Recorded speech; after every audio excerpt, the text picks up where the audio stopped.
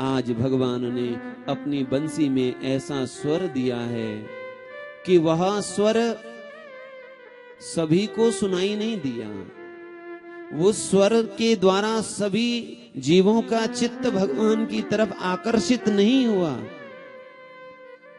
यद्यपि सर्वभूत मनोहरम, भगवान का वेणुनाद चराचर जीव के मन को चुराने वाला है, लेकिन आज शरद पूर्णिमा की रात्रि में जब भगवान वेणु बजा रहे हैं, आज भगवान ने उन्हीं के चित्त को चुराया है जिनको भगवान अपने रास में बुलाना चाहते हैं।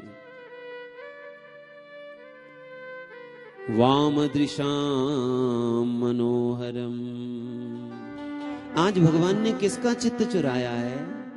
वाम दृशाम, जिनकी आंखें अच्छी है, जिनके नेत्रों में भगवान समाये हुए हैं, उन ब्रज गोपियों के चित्त को भगवान ने अपने वेणु वादन से उनका चित्त चुराया है।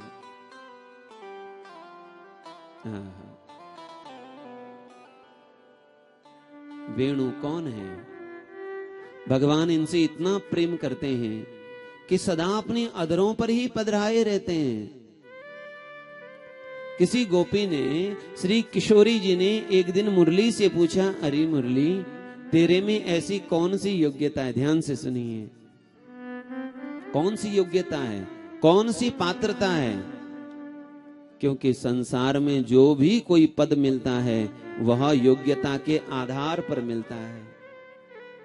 क्या योग्यता है तुम्हारे पास? क्या पात्रता है तुम्हारे पास? कौन सी योग्यता है? दिखाओ जरा हमें, कुछ तो होगा तुम्हारे भीतर। मुरली कहती है, हे श्यामाजू, हे किशोरी जू, मेरे में मेरी कोई योग्यता नहीं है। मैं तो पूरी खाली हूं, पूरी खाली हूं, भीतर कुछ भी नहीं है। यदि है भी तो 7 स्वर देने के लिए 7 छिद्र हैं।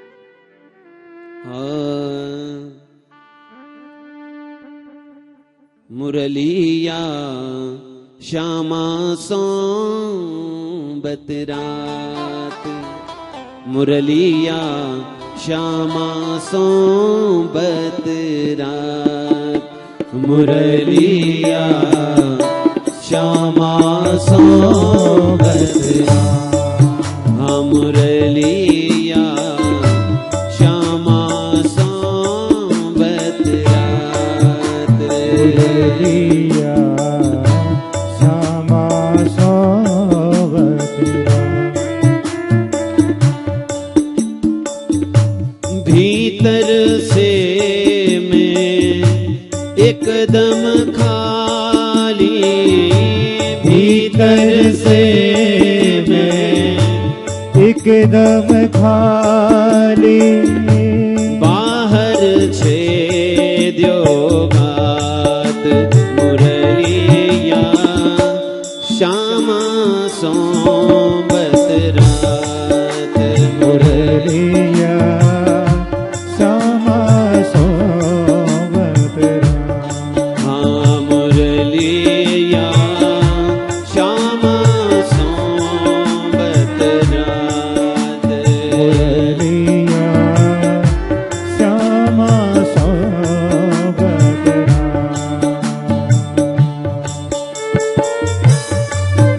मुरली कहती है, मेरे में मेरी कोई योग्यता नहीं है, मेरे भीतर तो पूरा खाली है, पोल है। पोल तो ढोल में भी है, लेकिन ढोल ने अपना पोल छुपा कर रखा है।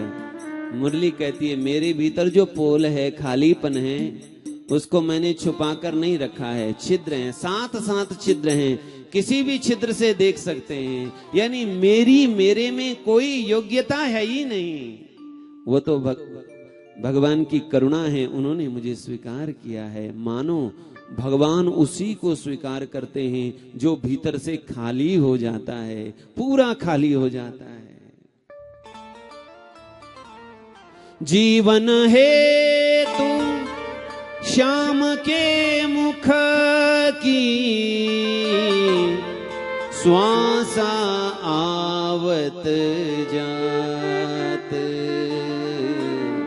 श्वासा आवत जात मुरलिया श्याम सोबत रात। भीतर से मैं एकदम खाली खाली बाहर छेद्यो गात।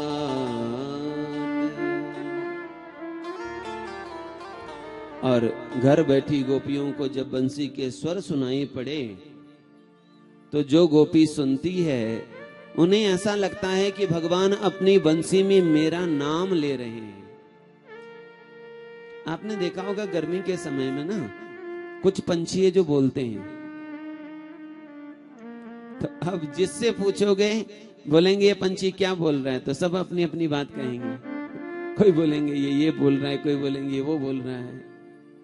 भगवान ने भी ऐसा बंसी का स्वर दिया, गोपी जो सुन रही है लग रहा है मेरा ही नाम भगवान स्वर में ले रहे, मुझे बुला रहे, मुझे पुकार रहे हैं।